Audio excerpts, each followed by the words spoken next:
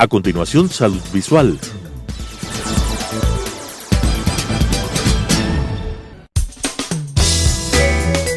Clasificación A. Apto para todo público.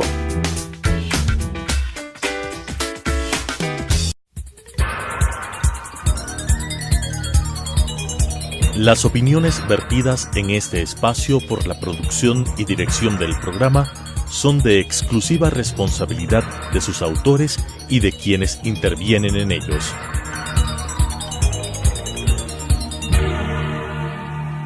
Telesucesos Canal 29 UHF presenta Salud Visual, un segmento dedicado a informar sobre el cuidado de los ojos con la conducción del Dr. Marcelo Larco. Salud Visual. Bienvenidos amigos televidentes a este nuevo programa de salud visual.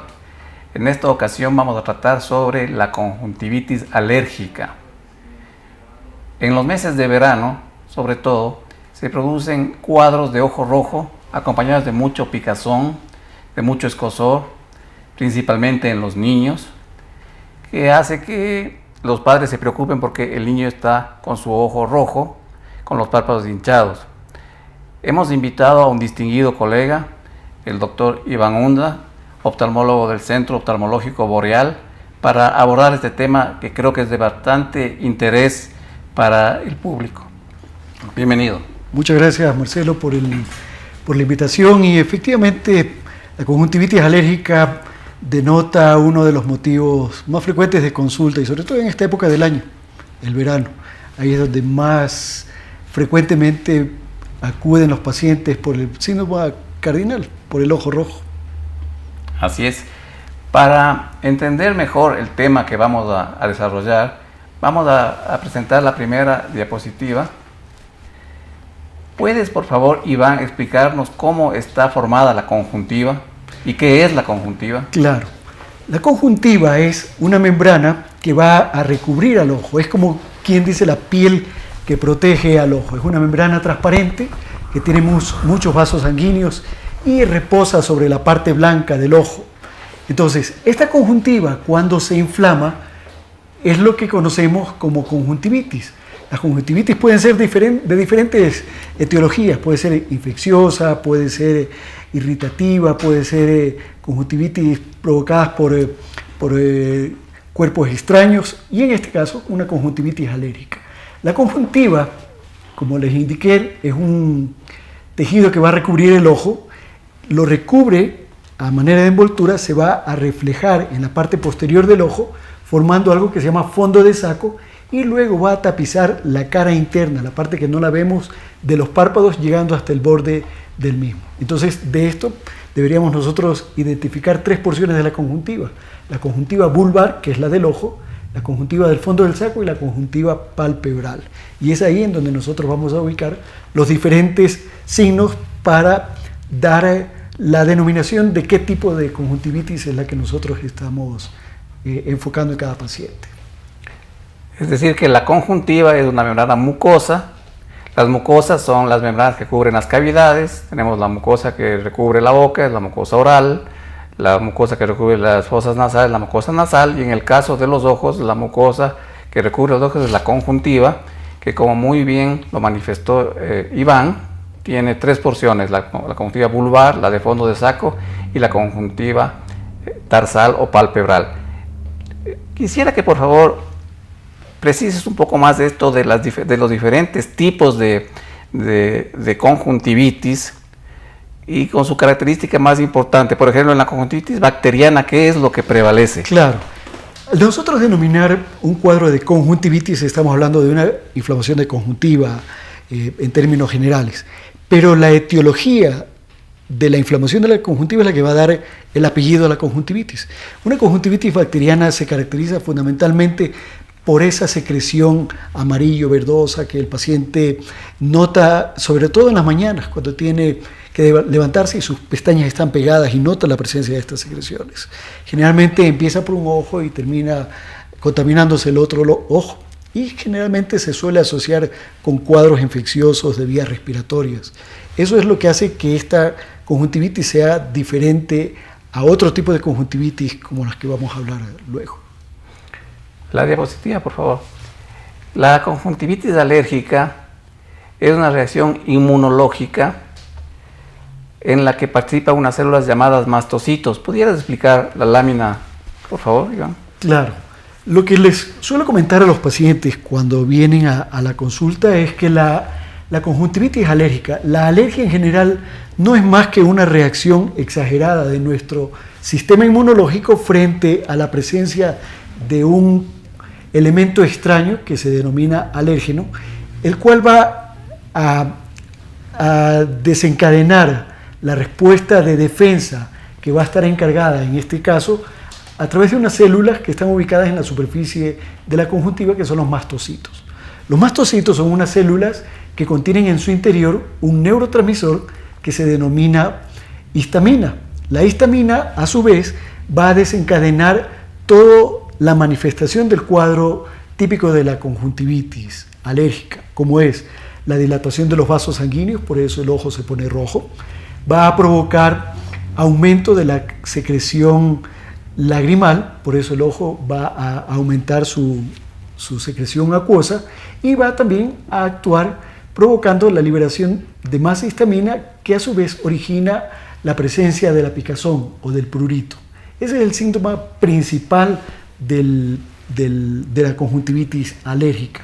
Entonces, cuando entra un cuerpo extraño, un alergeno que puede ser el polen de las plantas, puede ser algún elemento químico o puede ser el pelo de los animales, entra en contacto con la superficie del ojo, activa a los mastocitos, los mastocitos liberan la histamina y se libera toda esta reacción inflamatoria, que en el paciente alérgico de por sí ya es una respuesta mucho más exagerada, mucho más agresiva versus a la persona que no tiene alergia. Eso es lo que caracteriza este tipo de cuadros en los pacientes.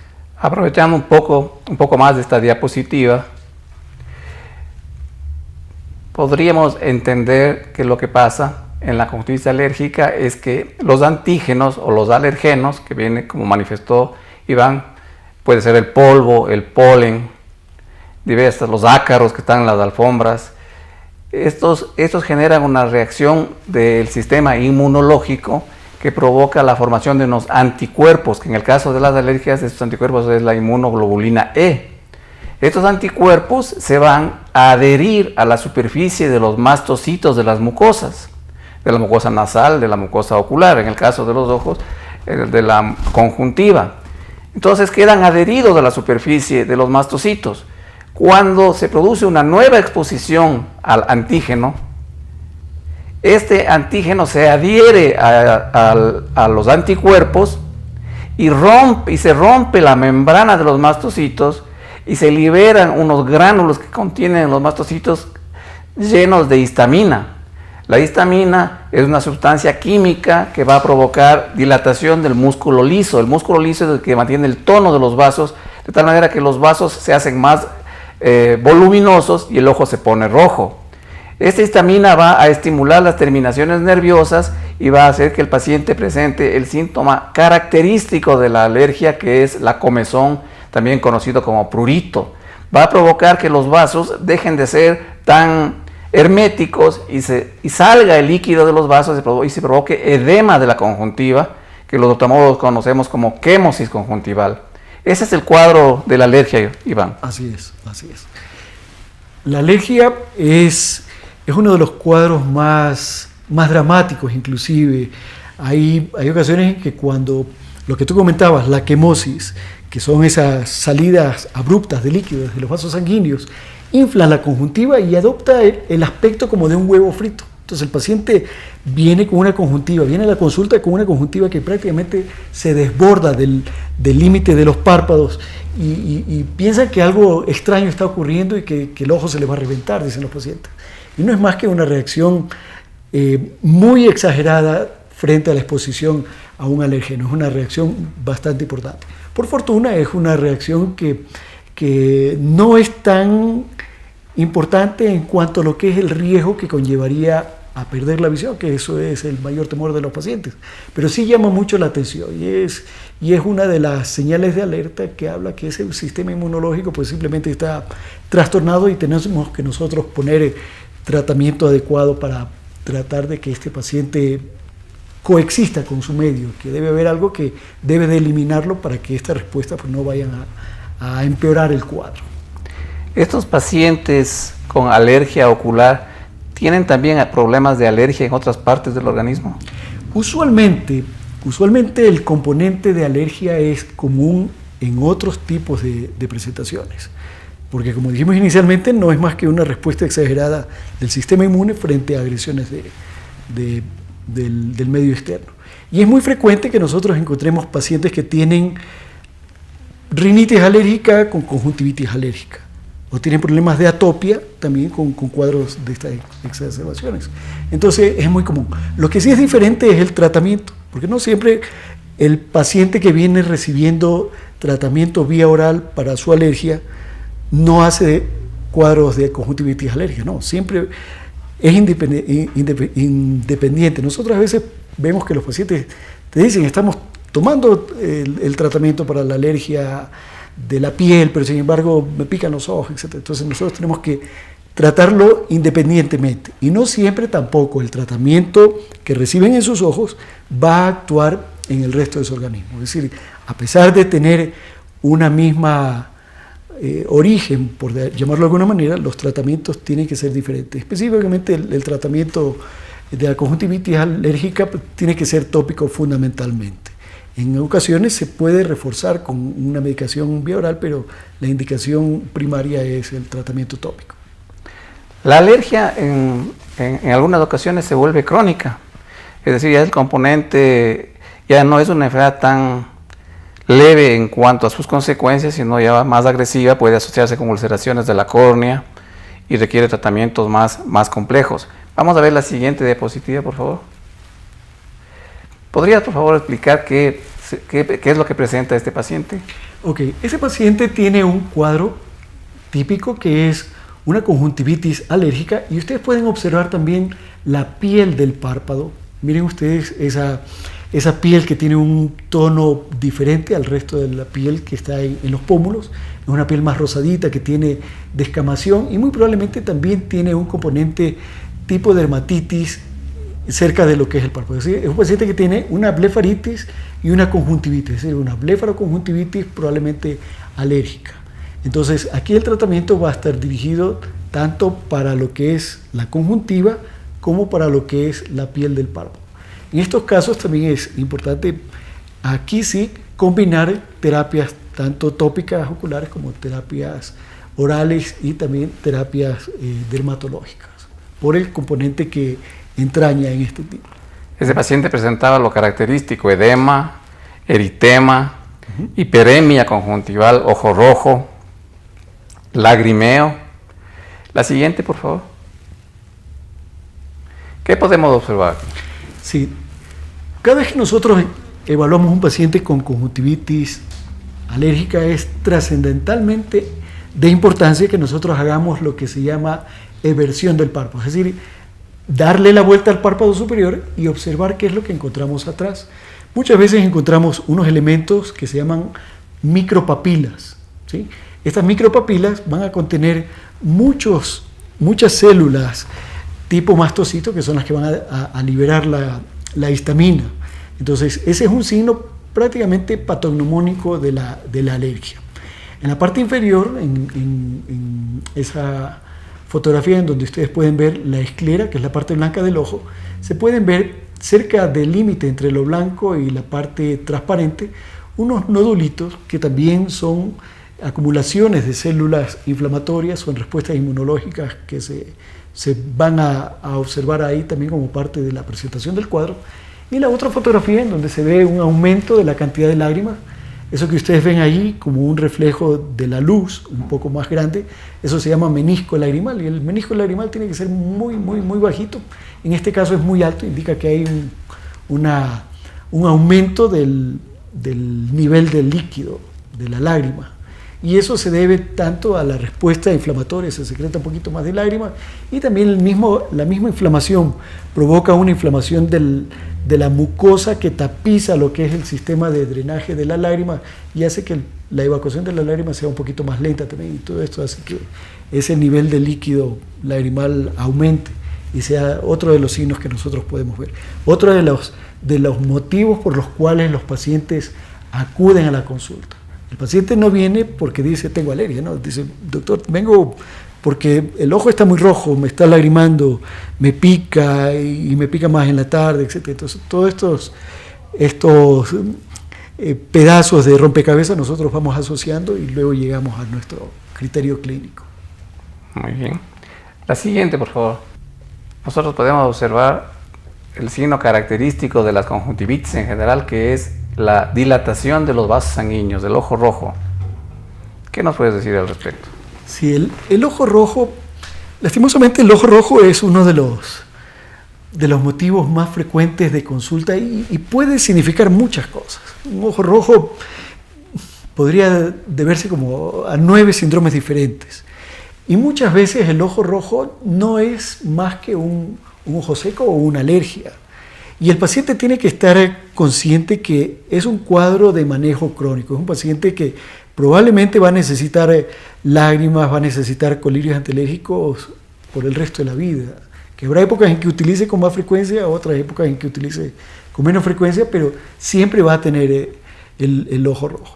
Y el paciente debe de saber que existen casos en los cuales ese ojo rojo llegará a ser irreversible, porque hay pacientes que llegan y dicen, yo ya no quiero tener el ojo rojo. Pero ¿cómo le explicas a una persona que tiene un ojo rojo por una condición crónica que lo va a acompañar el resto de la vida?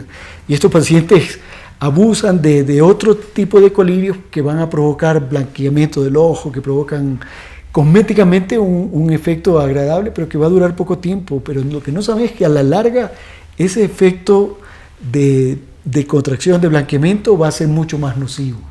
Y es ahí en donde nosotros entramos un poco a ser como que desagradables para el paciente, porque le decimos, mire, su colirio que lo utilizaba de esta manera ya no le voy a recomendar, utilice este otro que es más recomendable porque los efectos colaterales a la larga van a ser perjudiciales. ¿Puede volver a la diapositiva, por favor? Este paciente es un usuario de lente de contacto. El lente de contacto en ocasiones también puede provocar alergia, porque los colirios o las soluciones lubricantes que utilizan los pacientes usuarios de lentes de contacto tienen preservantes que se quedan atrapados en el lente de contacto, y estos preservantes constituyen factores alergénicos que desarrollan una respuesta del organismo. Quisiera utilizar este concepto para que nos expliques cómo se debe manejar el uso de colirios, el uso de lentes de contacto, de prótesis, incluso a veces quedan restos de puntos después de operar un pterygium que pueden desencadenar procesos alérgicos. ¿Cómo no? El paciente que tiene la predisposición a la alergia es un paciente que eventualmente cualquier elemento podría desencadenar una alergia. Entonces, si es un paciente que es usuario de lentes de contacto, tiene que tener mucha prolijidad en el cuidado del lente de contacto, en el tiempo de uso del lente de contacto. Hay pacientes que se ponen lente de contacto al levantarse 6 de la mañana y se lo retiran 10, 11 de la noche. Y uno le pregunta, bueno, ¿cuántas veces usted se retira en el día el lente de contacto para limpiarlo, para darle un mantenimiento? ¿O cuántas veces usted utiliza lágrimas artificiales para mantener una buena lubricación de sus ojos? Y la realidad es que hay pacientes que no lo hacen nunca. Los pacientes se olvidan que el lente de contacto es una prótesis y que no deja de ser un cuerpo extraño que está sobre el ojo. Y que en algún momento, si usted no le da una atención adecuada, ese mismo lente de contacto que le da una buena visión puede tornarse en un elemento abrasivo que puede deteriorar y traer complicaciones para la salud de su córnea. Entonces, el lente de contacto debe de ser utilizado por cierto tiempo en el horario del día, máximo unas 8 o 10 horas, utilizar lente de contacto con lubricantes.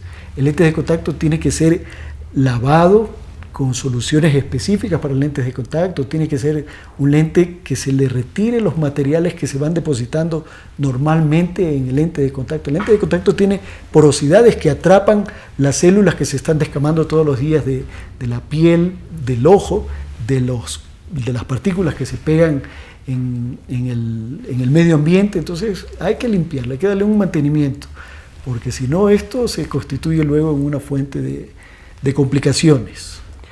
La siguiente diapositiva. El síntoma característico patognomónico de la alergia es el prurito del comezón. Tanto así que si un paciente niega que tiene este síntoma, uno debe dudar de que exista un proceso alérgico. El paciente alérgico definitivamente es un paciente que se frota los ojos. Así es. Sí, Marcelo, efectivamente nuestros profesores de semiología, cuando estábamos desde el tercer año de medicina, nos decían: alergia que no pica, pues probablemente no es alergia. Entonces es un síntoma cardinal. Pero ¿qué es lo que ocurre en el paciente que tiene alergia? Nosotros tenemos este lente natural que está en la parte expuesta hacia el medio ambiente, que se llama córnea. La córnea tiene un meridiano vertical y un meridiano horizontal. Cuando estos dos meridianos, estos dos radios de curvatura son iguales, es un ojo hemétrope. ¿Pero qué es lo que ocurre? El paciente frotador crónico va a restregar sus ojos y este lente que tiene esta curvatura va a empezar a doblarse en sentido opuesto a su curvatura normal. Y esto va a originar cambios en esas curvaturas. Inicialmente, cambios que van a ser relacionados con astigmatismo. Es decir, el paciente empieza a deformar su córnea.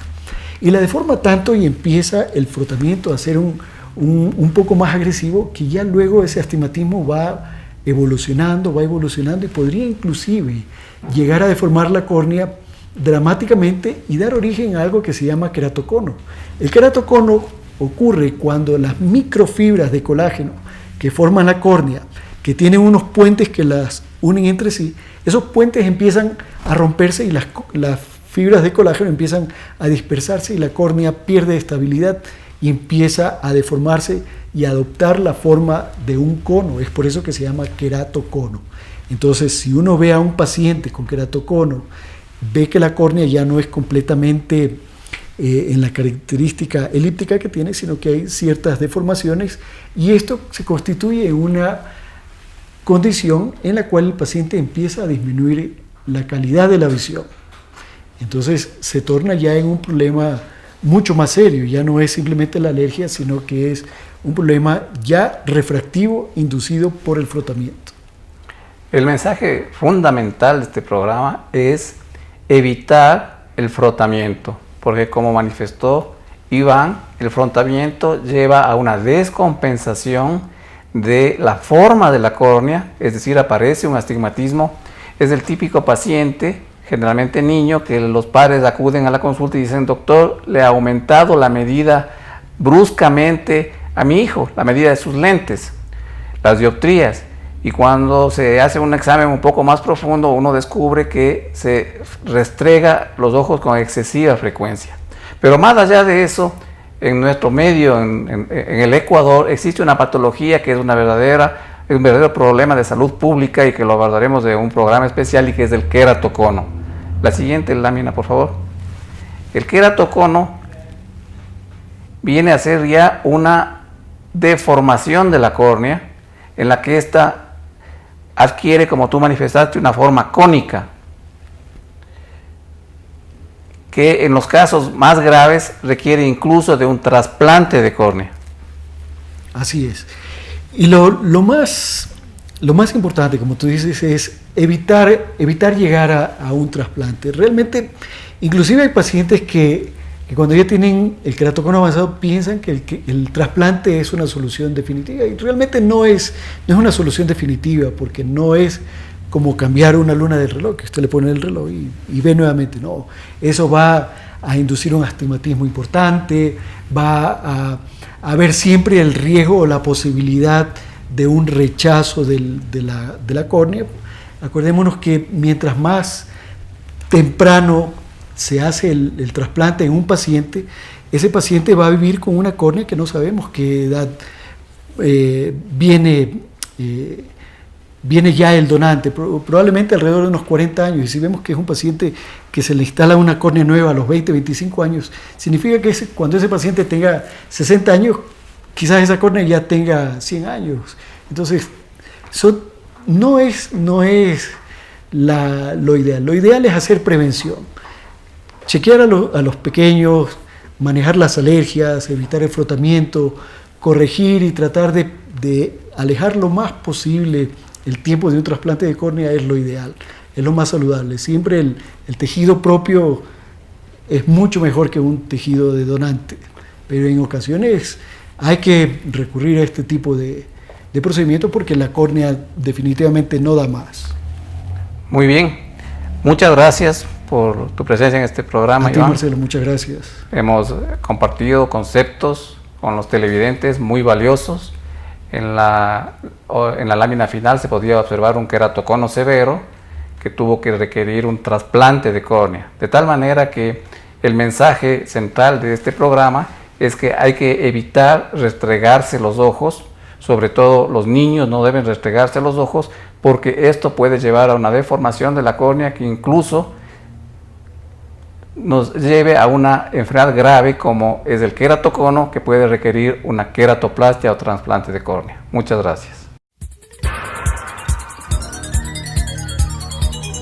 Las opiniones vertidas en este espacio por la producción y dirección del programa son de exclusiva responsabilidad de sus autores y de quienes intervienen en ellos.